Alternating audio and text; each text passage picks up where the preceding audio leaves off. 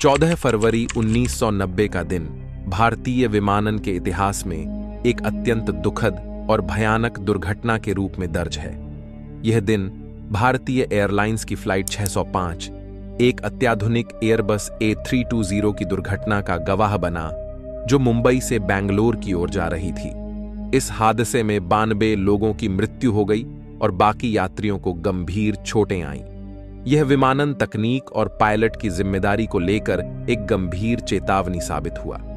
इस घटना ने विमानन क्षेत्र में सुरक्षा मानकों, तकनीकी उन्नति और पायलटों के प्रशिक्षण की सीमाओं पर गंभीर सवाल खड़े किए। इंडियन एयरलाइंस की फ्लाइट 605 ने सुबह मुंबई के छत्रपति शिवाजी महाराज अंतर्राष्ट्रीय हवाई अड्डे से बेंगलोर के हिंदुस्तान एरोड्रोम के लिए उड़ान भरी। विमान में कुल 146 लोग सवार थे, जिसमें 139 यात्री और 7 चालक दल के सदस्य शामिल थे। एयरबस A320 उस समय का सबसे आधुनिक विमान माना जाता था, जो उन्नत ऑटो पायलट सिस्टम और तकनीकी रूप से सुरक्षित उड़ान के लिए जाना जाता था। इस विमान के ऑटो पायलट सिस्टम ने पायलट के काम को बहुत आसान बना दिया था, खासकर लैंडिंग और टेक ऑफ के दौरान। हालांकि यह तकनीकी प्रगति ही इस हादसे की वजह बनी, जब एक छोटी सी गलती ने एक बड़ी त्रासदी का रूप ले लिया। उड़ान के पहले चरण में सब कुछ सामान्य था। मौसम भी साफ था और यात्रियों के बीच कोई असामान्य हलचल नहीं थी। विमान के पायलट और को पायलट विमान को नियमित रूप से नियंत्रित कर रहे थे और फ्लाइट सुचारू रूप से चल रही थी। बेंगलोर पहुंचने के बाद विमान ने लैंडिंग की तैयारी शुरू की और यहीं से हादसे की शुरुआत हुई। जब विमान बेंगलोर के हिंदुस्तान एरोड्रोम के करीब पहुंचा, तो फ्लाइट क्रू ने विमान को लैंड कराने के लिए मैन्युअल मोड में स्विच किया। आमतौर पर यह एक सामान्य प्रक्रिया होती है, जिसमें पायलट विमान को ऑटो पायलट से निकालकर मैन्युअल मोड में स्विच करता है, ताकि अंतिम लैंडिंग सही ढंग से की जा सके। लेकिन इस बार पायलट की एक छोटी सी गलती ने इस प्रक्रिया को खतरनाक बना दिया। पायलटों ने विमान के थ्रस्ट लीवर को सही ढंग से नियंत्रित नहीं किया, जिससे विमान की गति असंतुलित हो गई और यह तेजी से नीचे की ओर गिरने लगा। विमान जैसे ही रनवे के करीब पहुंचा, वह जमीन पर सही तरीके से नहीं उतर पाया और जमीन से टकरा गया।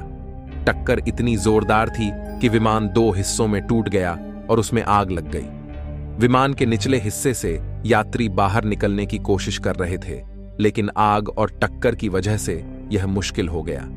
आग की लपटों में घिरा विमान मिनटों में राख हो गया और यह हादसा एक भयंकर त्रासदी में बदल गया। दुर्घटना के तुरंत बाद बेंगलोर एयरपोर्ट के ग्राउंड स्टाफ ने आपातकालीन सेवाओं को बुलाया। दमकल कर्मी, पुलिस और चिकित्सा दल तुरंत मौके पर पहुंचे और बचाव कार्य शुरू किया, लेकिन तब तक बहुत देर हो चुकी थी। विमान के मलबे में 92 लोग अपनी जान गंवा चुके थे। बचाव कर्मियों ने कई लोगों को सुरक्षित बाहर निकाला, जिनमें से कुछ गंभीर रूप से घायल थे।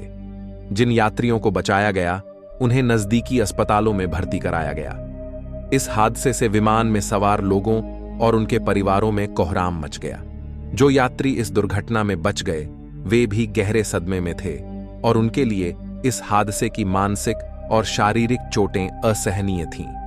इस दुर्घटना के बाद नागरिक उड्डयन मंत्रालय और DGCA, directorate general of civil aviation, ने एक गहन जांच शुरू की। कई महीनों की जांच के बाद यह निष्कर्ष निकला कि इस दुर्घटना का मुख्य कारण पायलट की त्रुटि और विमान के तकनीकी सिस्टम के बीच तालमेल की कमी थी।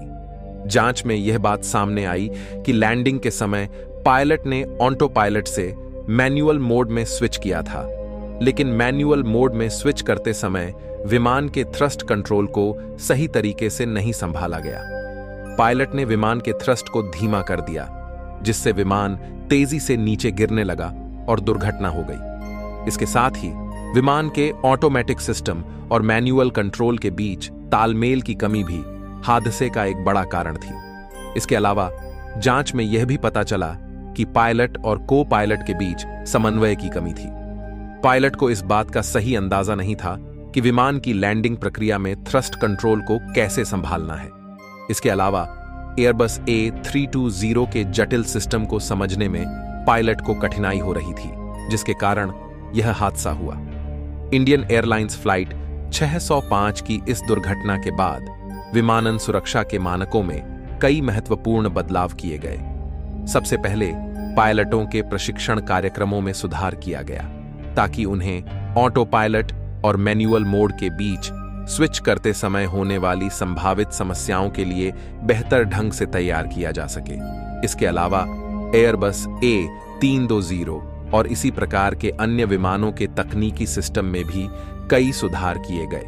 विमान के ऑटोमेशन सिस्टम और मैनुअल कंट्रोल के बीच तालमेल को और बेहतर बनाया गया ताकि भविष्य में ऐसी किसी भी त्रासदी से बचा जा सके। इस हादसे के बाद विमानन सुरक्षा के मानकों को सख्त कर दिया गया और पायलटों को आपातकालीन परिस्थितियों से निपटने के लिए बेहतर प्रशिक्षण दिया जाने लगा। इस हादसे ने विमानन सुरक्षा के कई अहम पहलुओं पर ध्यान केंद्रित किया। DGCA ने विमानन सुरक्षा मानकों को उन्नत करने के लिए कई सिफारिशें की, जैसे कि पायलटों के नियमित प्रशिक्षण सत्र, नई तकनीकों का समावेश और विमान के संचालन के दौरान मानवीय त्रुटियों को कम करने के लिए कड़े नियम लागू करना। इसके अलावा विमानन उद्योग में नई तकनीकों और ऑटोमेशन के उपयोग पर भी जोर दिया गया ताकि पायलट की गलती का जोखिम कम किया जा सके। फ्लाइट 605 की दुर्घटना ने यह सिखाया कि चाहे विमान कितना भी अत्याधुनिक क्यों न हो, सुरक्षा की प्राथमिकता हमेशा मानवीय विवेक और सही निर्णय पर निर्भर करती है। अत्याधुनिक ऑटोमेशन तकनीकें पायलटों के काम को आसान बना सकती हैं, लेकिन इन्हें सही तरीके से संचालित करने के लिए पायलटों का प्रशिक्षण और अनुभव सबसे महत्वपूर्ण है। इस घटना ने विमानन क्षेत्र को यह सिखाया कि तकनीक के साथ साथ पायलट के निर्णय और कौशल का भी उतना ही महत्व होता है। इंडियन एयरलाइंस फ्लाइट 605 की दुर्घटना एक त्रासदी थी, जिसने विमानन क्षेत्र में सुरक्षा और तकनीकी प्रगति के बीच संतुलन की जरूरत को उजागर किया। इस हादसे ने न केवल भारतीय विमानन सुरक्षा मानकों को पुनः परिभाषित किया, बल्कि पायलटों के प्रशिक्षण और विमान संचालन में सुधार के लिए भी दिशा तय की। इस दुर्घटना से हमें यह सीखने को मिलता है कि चाहे विमान कितनी भी तकनीकी रूप से उन्नत क्यों न हो, सबसे महत्वपूर्ण भूमिका हमेशा पायलट के कौशल और सही निर्णय की होती है। दोस्तों, आज का वीडियो यहीं समाप्त होता है। अगर आपको यह वीडियो जानकारीपूर्ण और रोचक लगा हो तो कृपया हमें कमेंट में जरूर बताएं। हमारे चैनल मिस्टर हिस्ट्री को सब्सक्राइब करें ताकि आपको ऐसे ही और रोचक और ऐतिहासिक घटनाओं से जुड़े वीडियो मिलते रहें। मिलते हैं फिर अगले वीडियो में।